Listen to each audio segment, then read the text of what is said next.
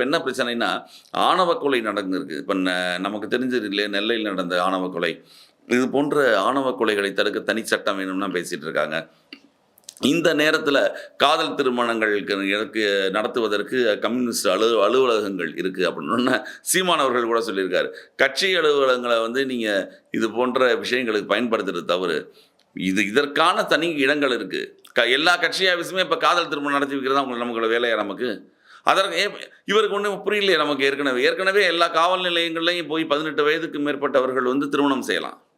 அங்க வேற ஏதாவது பிரச்சனைன்னா, அவர் திருமணம் செய்யலாம். ரிஜிஸ்டர் ஆஃபீஸ்ல போய் திருமணம் செய்யலாம். எல்லா இடங்களும் இருக்கு. இங்கு என்ன பிரச்சனைன்னா, கம்யூனிஸ்ட் அலுவலகங்கள்ல காதல் திருமணங்கள் நடத்திக் கொள்ளலாம். சரி. நடத்தியதற்கு பின்பு வரக்கூடிய விளைவுகளுக்கு கம்யூனிஸ்ட் பொறுப்பேற்குமா? முழுக்க முழுக்க பாதுகாப்பு தருவாங்களா அவங்களுக்கு? இப்போ அவங்க பின்னாலேயே கம்யூனிஸ்ட் போய் அவங்க 2 வீட்டுக்குடைய பிரச்சனை வந்துடக்கூடாது. அதாவது கம்யூனிஸ்ட் அலுவலகங்கள் திறந்திருக்கும். எதுக்காகன்னா 2 பேரையும் கூப்பிட்டு நாங்க சேர்த்து வைப்போம். அவங்க குடும்பத்தில பேசி பிரச்சனை இல்லாமல் ஆக்குவோம். அவங்க 2 பேரும் வாழ்வதற்கு உதவி செய்வோம்னு சொன்னா, நீங்க பரவால்ல. இங்க இவங்க சொல்ல வர்றது என்ன சொல்றதுன்னா, கல்யாணம் பண்ணி வைப்போம். கல்யாணம் பண்ணி வச்ச உடனே உங்களுக்கு பொறுப்பு முடிஞ்சு போயிருது. மறுநாள் காலையிலிருந்து அந்த 2 தம்பதி எப்படி இருப்பாங்கன்றது உங்களுக்கு தெரியுமா?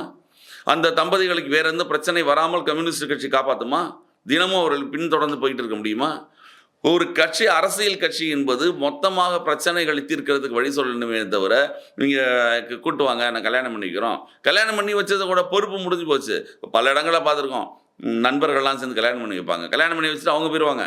அதுக்கு அடுத்த நாள்லேருந்து நடக்க போறது என்னன்னு அவங்க சம்மந்தப்பட மாட்டாங்கல்ல.